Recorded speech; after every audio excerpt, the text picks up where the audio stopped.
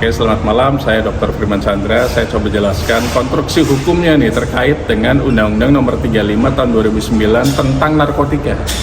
Jadi Undang-Undang narkotika ini majority hanya 3 pasal utama sebenarnya. Pasal 127, pasal 112, dan pasal 114. 127 itu untuk pengguna. Kalau pengguna upayakan bisa direhabilitasi. Karena apa? Mereka memang menggunakan, mereka tidak mengedarkan. Tapi kalau sudah 112 dan 114, karena mereka menjual, berarti ada bukti transaksi jual beli. Kalau ada bukti transaksi jual beli, ancaman pidananya bisa pidana mati atau seumur hidup, kira-kira begitu. Nah, kalau hanya pengguna saja, kemudian di atas 5 gram, ditambahkan biasa ayat 2-nya. Ayat 2-nya itu, barang siapa yang menguasai benda-benda atau bahan narkotika dan sejenis lebih dari 5 gram, ada dugaan dijual. Nah, kalau ada dugaan dijual berarti pidana mati. Kalau hanya dipakai sendiri, itu ancaman hukumannya maksimum 20 tahun. Tinggal nanti kuasa hukumnya bisa menjelaskan di dalam persidangan gitu. Nah, terkait dengan Amar Joni, kenapa sih bisa putusan lebih tinggi dibanding tuntutan? Ini pertanyaan besar sebenarnya. Tidak bisa dijawab dengan mudah. Karena apa? Hampir 95% putusan majelis hakim itu selalu di bawah tuntutan jaksa penuntut umum. Jadi majelis hakim itu adalah putusan terakhir, dimulai dari pembacaan dakwaan, eksepsi, putusan sela, kemudian kesaksian, fakta, ahli, dokumen, baik dari jaksa penuntut umum atau dari kuasa hukum, kemudian setelah itu tuntutan, pledoi, baru putusan. Jadi sejatinya jarang ada putusan itu di atas tuntutan, jarang ada, memang ada 1-2. Nah, tinggal kita analisis nih, kenapa sih gitu lah Amar Joni putusannya lebih tinggi dibanding tuntutan. Itu harus dibaca detail tuh fakta persidangannya. Apakah mungkin saksi dari terdakwa kurang?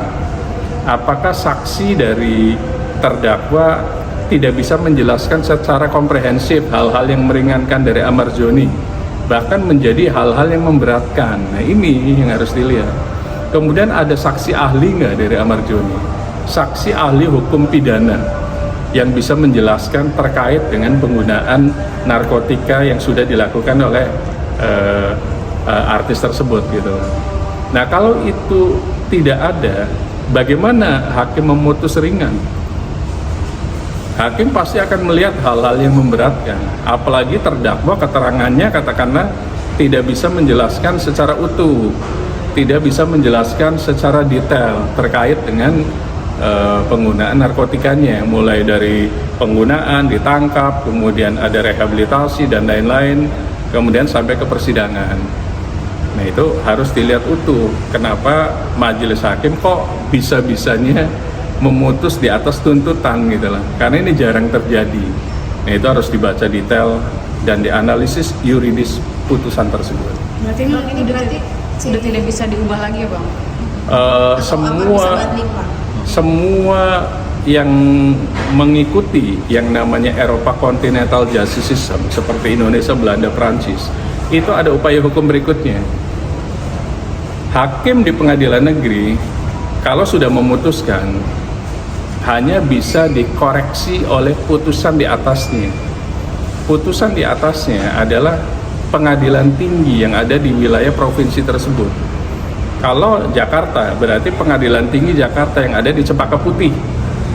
Tapi syaratnya satu, sebelum 14 hari, kuasa hukum, keluarganya, dan atau terdakwa meregister yang namanya banding dengan membawa memori banding. Memori banding ini adalah sebuah akademis, karya ilmiah akademis yang membantah putusan dari pengadilan negeri. Di situ dibantah pertimbangannya itu, pertimbangan majelis yang memutus 4 tahun itu apa, dasarnya apa, dan lain-lain, itu dibantah di situ. Kemudian jaksa penuntut umum membuat yang namanya kontra memori banding.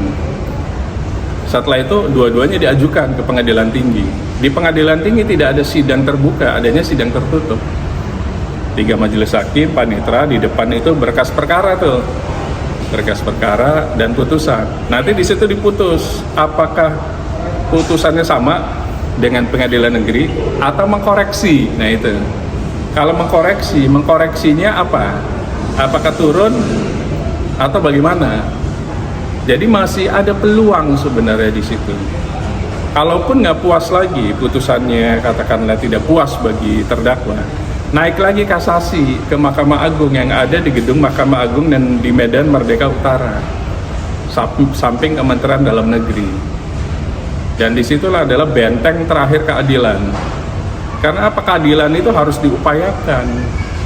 Jangan menerima gitu. Kalau menerima berarti sebenarnya di sisi lain Anda pasrah gitu. Kalau Anda yakin nggak bersalah dan putusan itu kurang patut, kurang tepat, kurang bijak, koreksi ke pengadilan di atas itu. Jangan diam, sayang waktunya tidak digunakan. Karena setelah itu terakhir hanya PK, peninjauan kembali, upaya hukum luar biasa. Pakai dulu banding, kasasi, PK terakhir. Jadi gunakan upaya hukum tersebut kalau menurut kami sebagai praktisi hukum.